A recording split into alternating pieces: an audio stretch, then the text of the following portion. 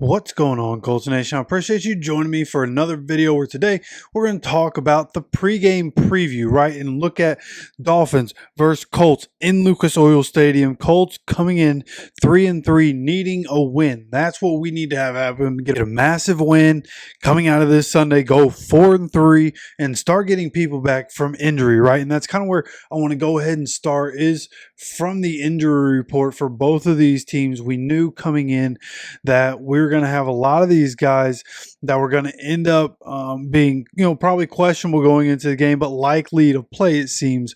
And what we're looking at here, one of the guys that was limited all week ends up, he's actually doubtful, Javon Holland, which is going to help us, right?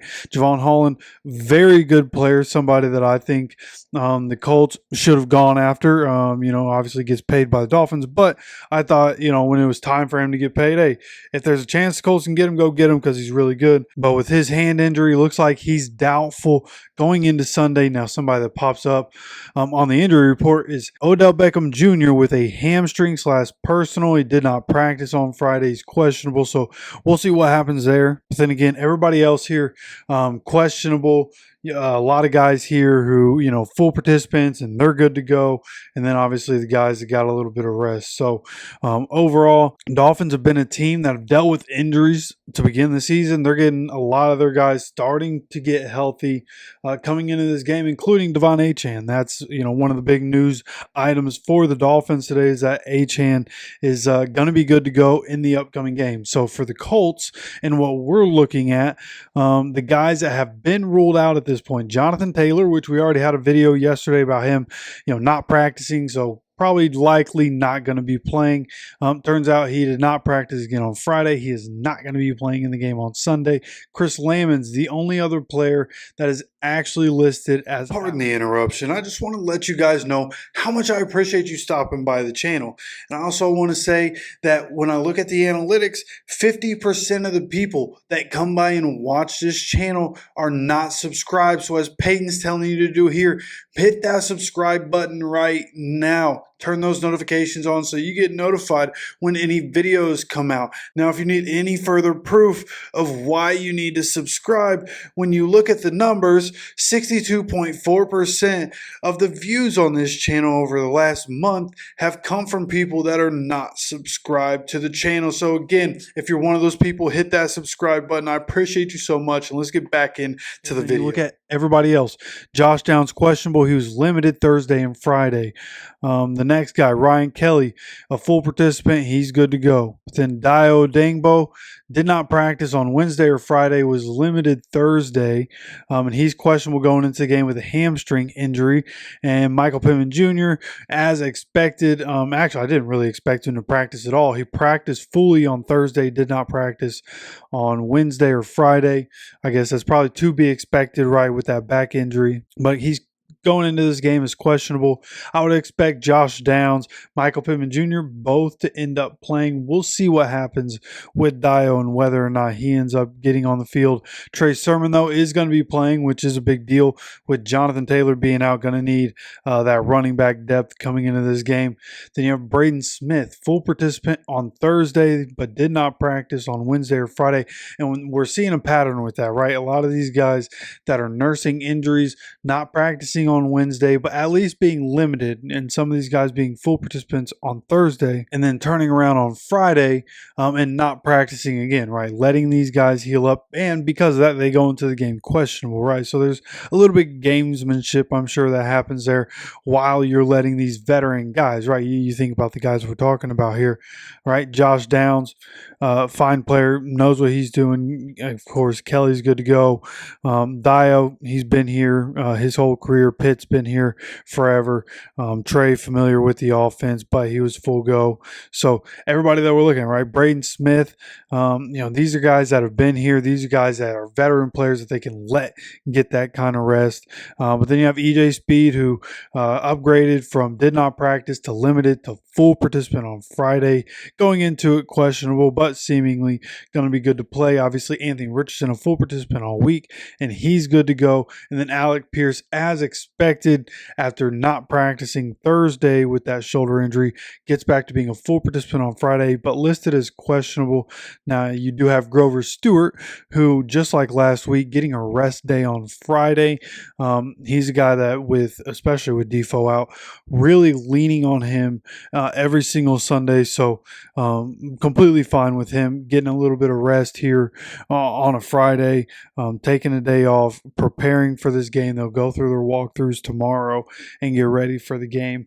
But we do have Anthony Richardson back, which is great news. So coming into this game, right, and really looking at, kind of what are going to be the keys, right?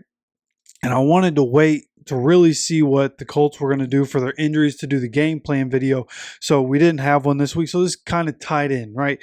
And I think the game plan offensively for the Colts in this game is going to have to be to run the ball. When you look and you see the Dolphins and you see, how are they vulnerable, right? They have guys in their secondary that are very good, right? So when you think about it, they've only given up 798 passing yards. And a part of that is just that, the Dolphins, I don't know if the Dolphins have had a lead at all this season, which is kind of crazy to think. But because they're always down, teams are always running. Well, teams have 629 rushing yards against them, 4.7 yards per attempt against the Dolphins, 125.8 yards per game, 8 rushing touchdowns against the Dolphins so far this season. So, both teams, we've been bad against the run.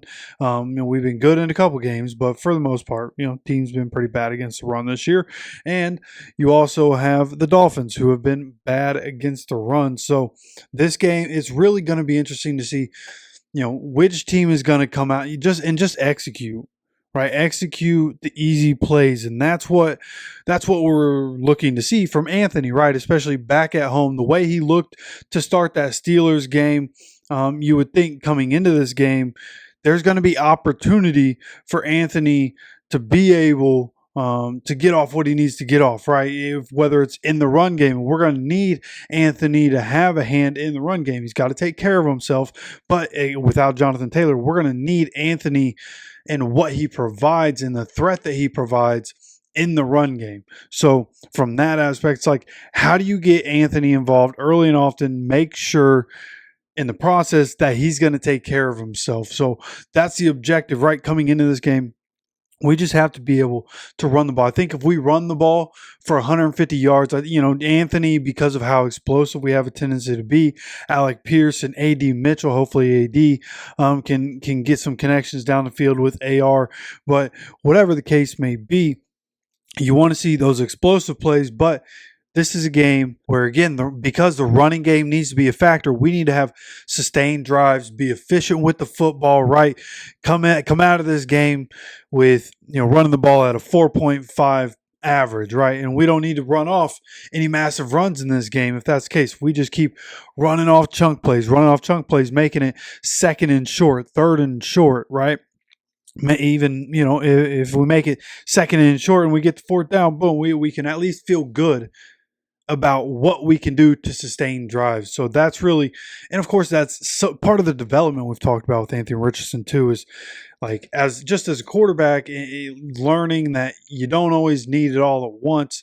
You can take what the defense is going to give you and just work your way down the field. And when they want to stop that, and when they get tired of giving you room down the field, boom, you get one of your guys to beat their guy on the edge, which we feel confident about what all of our guys being able to win matchups. So for me in this game against the Dolphins, we're going up against a team that just hasn't been very good. They dealt with a lot of injuries, again, getting a lot of these guys back from injuries in this game, but they still don't have Tua. And I think that's really the biggest obstacle. Now, of course, on the defensive side, we have to be able to stop Tyreek Hill and Jalen Waddle, right? They're going to get the ball in their hands. We have to be able to make tackles. We did a really good job of that after the extremely poor performance of tackling 2 weeks ago.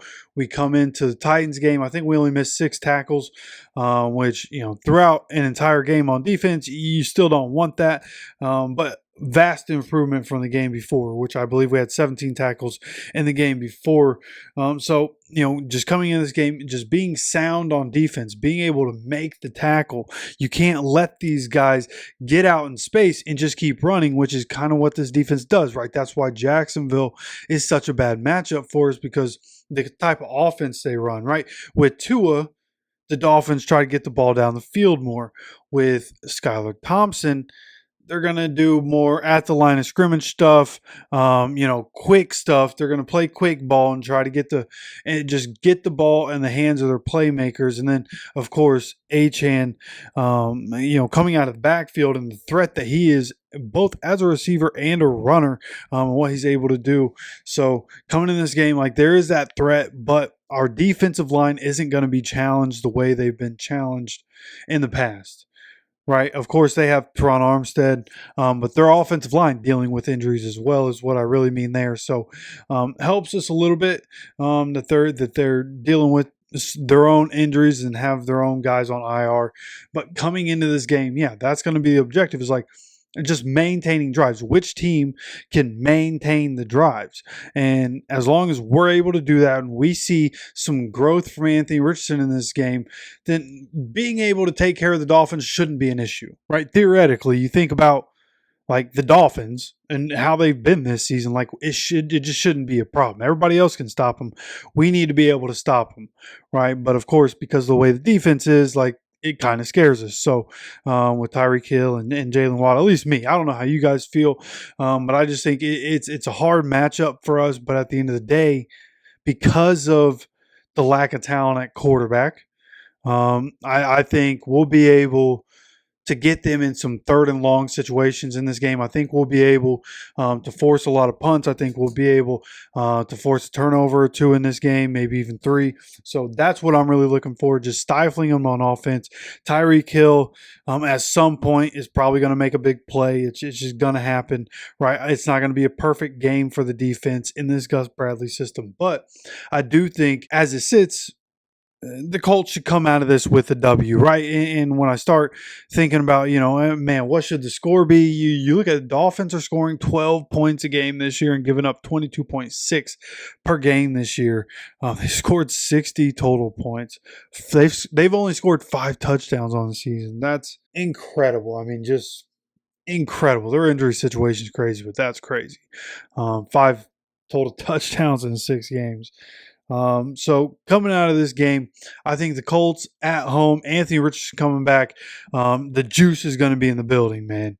And we got guys that I feel like are starting to really come into form and make plays. AD, and seeing some slow growth from him. Just need to see that growth from Anthony and just have him make good decisions. We should come out of this game a winner. I'm going to go ahead and say that we end up winning this game. Ooh, give me 20. No, we're going to win. Yeah, give me 27 for the Colts. And the Dolphins end up with 16, right? 3 field goals, a touchdown. I think that's fair. I think that's fair for both sides. The Dolphins able to move the ball a little bit because of who they have on the offense. But at the end of the day, our defense is going to be able to shut Skylar Thompson and that offense down, and make, I believe Jason Sanders is their kicker still, make him kick some field goals. So that's my prediction.